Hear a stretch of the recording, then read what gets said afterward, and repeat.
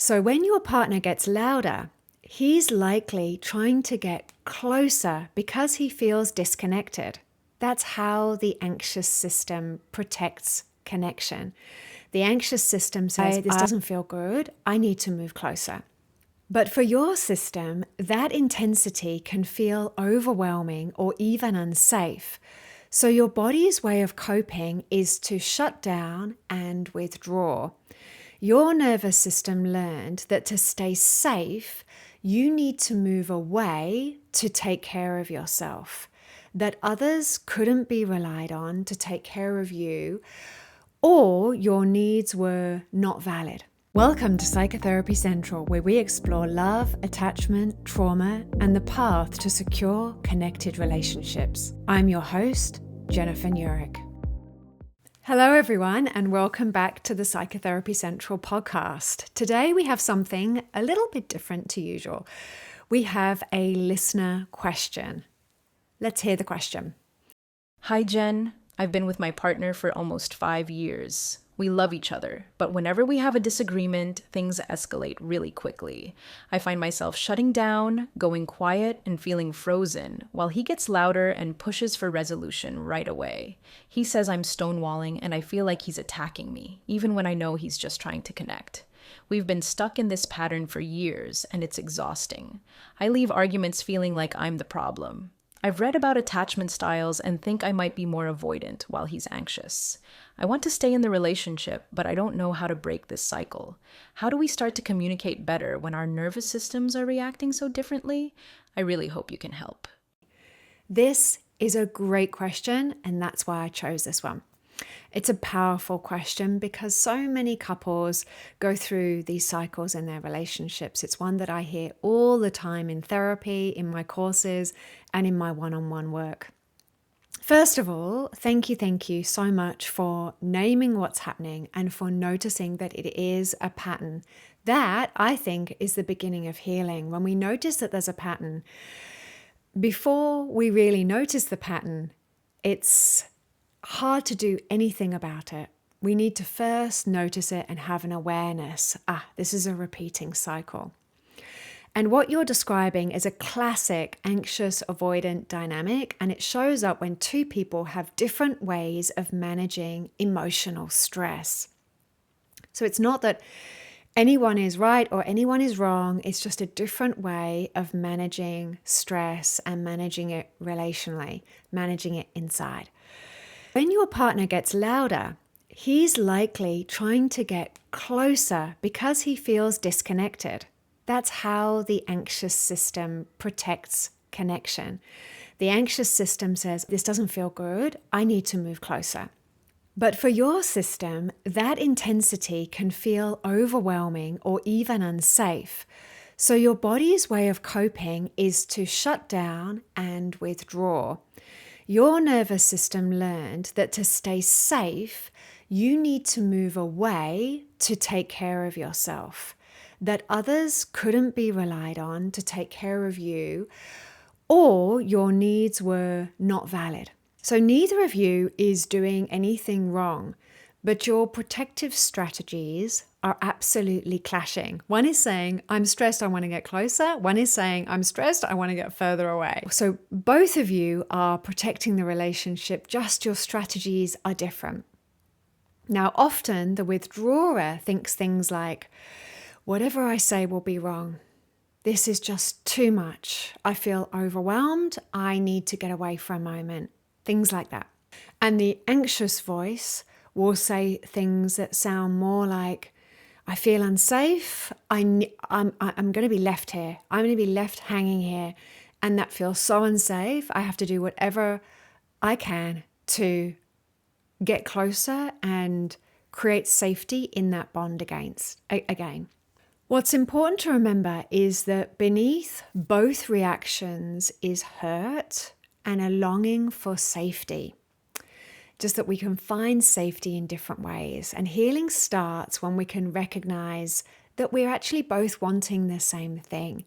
And we can begin to slow down in the moment. So what can you do? The first step is to create pauses in the moment. So if you're triggered and shutting down, it's okay to say, I need 5 minutes to calm my body so I can really hear you. I've kind of stopped being able to hear you. Having a safe word can be super helpful. And I use this a bit in my couple work. So a word like abacus or moon jumping, or it could be anything that could even be something that makes you both giggle. A word that you don't use a lot, but that you both will know its meaning. It can be a cycle breaker for you as a couple. A word that you can use at any time whenever you're feeling overwhelmed. And especially if you're aware that you're coming up to a point where you've stopped listening, you've started to be aggressive, and where you might say or do things that later you're going to regret and are going to bring up shame. Before we get to that point, that's a great time to use whatever is your safe word. When you've had time to take that break, you can go off alone and take care of your nervous system. And there are some things that you can do to take care of yourself and your own parts, your own nervous system. And there are some things that we can do relationally. And we're going to cover a few of those in the episode. So you always need to take care of your nervous system first, take care of yourself. So in this case, you might say abacus, and then do some things to help you move gently out of freeze. So remember that you have neurocepted, that means you've sensed danger, and you need to gently let your body know that you're safe. So we need to orient to safety. That could be as simple as moving away, using the safe word, and then looking around the room slowly. Letting your eyes land on the painting over there, the plant out of the window, the toy in the corner over there, so that you can really start to remember, that's right, I'm in my home, actually very safe. You might even say things to yourself inside that I'm safe, I'm here, it's okay to be in my body. And this can be part of signaling to your nervous system that the threat has passed. Something else you can try, and remember, nervous system work is about repetition, and it's about finding the things that work for you. So what works for you might not work for somebody else, and what works in one situation may not work in another. So it can be very helpful to have a few go-to tools. So something that kind of speaks to the 5 senses, to anchor into the present moment. So you might feel your feet on the floor. For me, I find feeling the weight of my body on the floor if I'm sitting is more helpful, to really sense into that point of contact between the weight of my body and what I'm sitting on. If you can, you might hold something warm. I find that quite helpful, like a cup of tea or a heat pack. And it can be, I'm English, I grew up English, so it can be, let's abacus, and I'm going to make myself a cup of tea, and when I finish the tea, let's come back. And it can be a lovely regulating moment where you're holding the tea while you're making the tea and going through that little ritual. Something else you can play around with is splashing cool water on your face. Some people find that very calming, brings them back into their body. For some people, smells can really bring you back into the body. So a safe smell. So I have a memory of being at my grandmother's house, and she used to keep those little sachets of dried lavender in her drawers. And I remember still the smell of that lavender coming through from her drawers.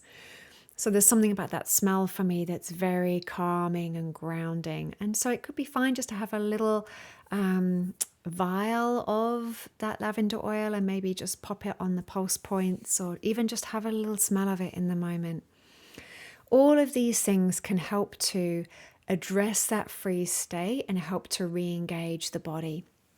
Again, it's repetition and it's playing around with different techniques. Something else you could experiment with is small movements to reconnect. So because freeze often locks the body in different ways, so you might try just gently rolling your shoulders. You might try gently sensing the pressure between the hands as you gently rub the hands. One I really like is gently rubbing the hands on the thighs. Again, finding whatever works for you. Another one might be gently pressing the hands together and feeling the pressure as opposed to the softer rub. Something else to try is shaking out arms and legs. Just giving them a little shake, sort of an intentional movement that tells your body it's safe to move again. If you're standing, it could be coming onto tiptoes and coming back down again. Up onto tiptoes, maybe even tensing the muscles, the larger muscles in the thighs, and coming back down again. So in an ideal world, your partner is doing something similar to help calm themselves down too. Because when we have the anxious style, it is likely that their nervous system has gone into fight or flight. So they might be busy feeling quite strong feelings and feeling overwhelmed. And if you both jump in where you left off, it's likely that they're going to go straight back into fight or flight. You're going to go straight back into freeze, and you're going to go straight back to where you were 6 minutes ago. So this is where the relational piece comes in. We need to sense safety in our partner and in the discussion. So take time to notice what you might need. So you might say something like this. You might say, "This sounds silly, but I need to know that this is not the end of our relationship." Or, "That was really intense for me. Could we discuss this from a different angle? Maybe I'll hear you first without interrupting, and then you hear me. How does that sound?" The second step, and this is the relational piece, is to talk about the cycle when you're not in it, when you can name it together. And that could sound something like, "When we argue, I've noticed that I tend to go quiet and you tend to raise your voice. And I think we're both trying to feel safe, even if it looks very different." Now, this reframes the conflict as something you're in together, not something that one person is causing. It's not one person's fault. Now, over time, you'll both start to read each other's nervous systems with more compassion. And that's where real intimacy begins. It's not when we agree on everything, but when we can stay connected through our differences. I can hear that how you think about this is totally different to how I think about this. I wonder where that comes from historically. I wonder why historically you think about this like that and I think about it like this. Well, for me, it makes sense because of X, Y, and Z. I wonder what makes you think like this about this topic. So if this dynamic resonates with you, this anxious-avoidant dance, I go into a lot more detail about these protective patterns and exactly how to work with them in my book, Heal Your Anxious Attachment. There's also a free relationship cycle worksheet that you can download from the link in my show notes to help map your pattern together with your partner. It's super helpful. I give it to a lot of my couples to work through. So again, thank you so much for your question. It's one of many that many of us can relate to, and one of the many questions that I receive. So just know that you're not alone. And for those of you who have a burning question, please DM me with your question on Instagram. The handle is @psychotherapy.central. No question is too big, no question is too small or too silly. And stay tuned, and maybe yours will be the next one I speak to. So in other news, I have something super exciting that's happening. I'm starting a weekly 50-minute class on all things love, attachment, and healing trauma. It's going to be at 7:30 a.m. on a Monday. I'm an early bird. I love the mornings. I'm like, yes, let's go. First thing in the morning by 5 p.m. I'm kind of, let me lay down. Let me do a bit of stretching. So 7:30 a.m. on a Monday. That's for those of us in Australia. That will be 5:30 on a Sunday Eastern time in the US. So I thought that might be nice for people in the US. On Sunday afternoon, you can jump on and join me. For those in Australia, you can listen to me as you're driving to work or just before work if you're working from home. So make sure that you're on the mailing list so you hear all about that. Just make sure you're on the mailing list. There's going to be a lot of information that's coming out. It'll be coming out through my Instagram over the next 4 weeks. So if you enjoyed this episode, please leave a review or share it with someone who's learning to listen to their body again, that you know is struggling with this anxious-avoidant dynamic. So until next time, keep listening, keep healing, and with much warmth, much love, Jen. Thank you for joining me on this episode. If you want to learn more about all things love, attachment, and trauma, I'd love to connect with you on Instagram at psychotherapy.central or visit my website at psychotherapycentral.health. If you enjoyed this episode, I'd greatly appreciate it if you could leave a review and a 5-star rating. Your support means a lot, and I look forward to connecting with you again soon.